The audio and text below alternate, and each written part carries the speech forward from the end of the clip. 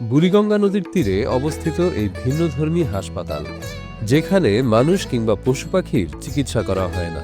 এই হাসপাতালে জাহাজ মেরামত করা হয়, যেখানে দেশের বিভিন্ন প্রান্ত থেকে ছোট বড় নৌযান এসে ভিড় করে নানা সমাধানের আশায়।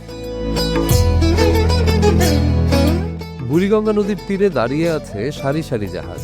কোনো কোনো জাহাজ ক্ষয়ে গেছে, কোনোটাতে রং নেই, কোনোটার ইঞ্জিন বিকল, ঠিক যেন রোগাক্রান্ত রোগীদের মতোই অপেক্ষা করছে চিকিৎসার জন্য। আর সেই চিকিৎসাই চলে জাহাজ মেরামতের এই বিশাল এলাকায়।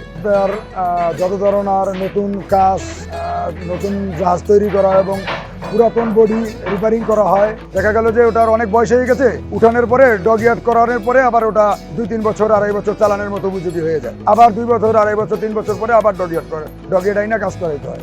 দিনের প্রথম প্রহর থেকেই শুরু হয় শ্রমিকদের যুদ্ধ। কেউ কাটছেন লোহা, কেউ ঝালাই করছেন, আবার কেউ চুল্লিতে ধাতু গলাচ্ছেন। শত শত মানুষের হাতের ছোঁয়ায় আবার নতুন জীবন ফিরে পায় জাহাজগুলো। প্লেটগুলা দেখা যায় খায়া যায়, নষ্ট হয়ে যায়। ওই কাজগুলা যেমন রিপেয়ারিং করে দিই আমরা। এখানে মূলত ফিটিং এর কাজ হয়, ওয়েল্ডিং এর কাজ হয়, রিগারের কাজ হয়, বার্নিশের কাজ হয়, কাঠের কাজ হয়, সব ধরনের কাজে জাহাজে থাকে। এটা সত্যটা, পুরান যে মালগুলা নষ্ট হয়ে যায় এগুলো আমরা চেঞ্জ করে দিই। চেঞ্জ করে দিলে এটা আবার সেই নতুনের মতো হয়ে যায়। আবার 5 বছর চালায়, এরপর আবার কাজ করায়। ইঞ্জিন রুমে সমস্যা হোক বা ফাটল ধরুক, প্রতিটি রোগের জন্য আলাদা আলাদা কর্মী রয়েছেন। কেউ ইঞ্জিন বিশেষজ্ঞ, কেউ বডি রিপেয়ার করেন, আবার কেউ রং কারিগর। সমন্বিত সব কাজ মিলিয়ে জাহাজ ফিরে পায় চলার শক্তি। এই সমস্ত মালামালগুলো যেমন চট্টগ্রাম, ধুলাইপাড়, তারপরে আপনার পোস্তখোলা এবং এই চরকালীগঞ্জ অনেক মাল সংগ্রহ করা যায়। রিপেয়ারিং বডি যদি হয় তাহলে মনে করেন যে যেমন 1.5 মাস, 2 মাস, 2.5 মাস, 3 মাস। নতুন বডি দেখা গেলে 1 বছর 1.5 বছর লেগে যায়, আবার 10 বছর হয়ে যায়। এক সময় এই কালীগঞ্জ, চরকালীগঞ্জ ডগইয়ার্ড ছাড়া বাংলাদেশের কোথাও হইতো না। এখন অনেক জায়গায় কম বেশ ডগইয়ার্ড হয়েছে, যেমন মেঘনা, দোলেশ্বর, পানগাঁও, ফতুল্লা। মেরামতের পাশাপাশি এখানে তৈরি হয় একেবারে নতুন জাহাজ ও লঞ্চ। ধাতব পাত থেকে ধীরে ধীরে দাঁড়ায় বিশাল কাঠামো।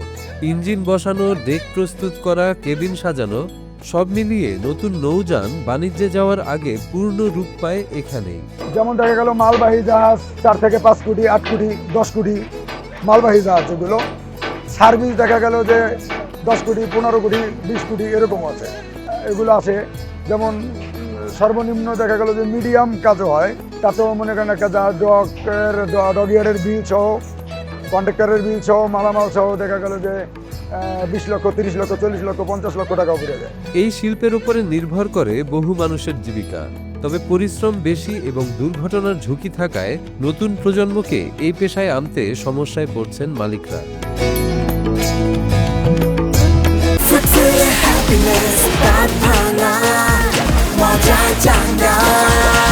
চিকিৎসা শেষে আবার নদীর বুকেই ভাসতে শুরু করে জাহাজগুলো। মেরামত হোক বা নতুন নির্মাণ, সব শেষে নদীতে নামানো হয় ঝকঝকে জাহাজগুলো।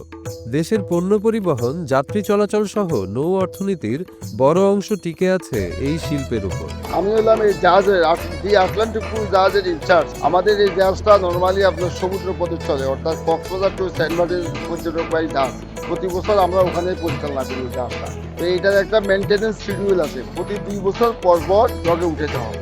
ইঞ্জিনের কাজ করাবার জন্য আমরা আসছি। আপনার ডগে উঠেবার নিয়ম 2 বছর পর আমাদের ডগে উঠে 2 বছর এমনি চালাইতে পারবো।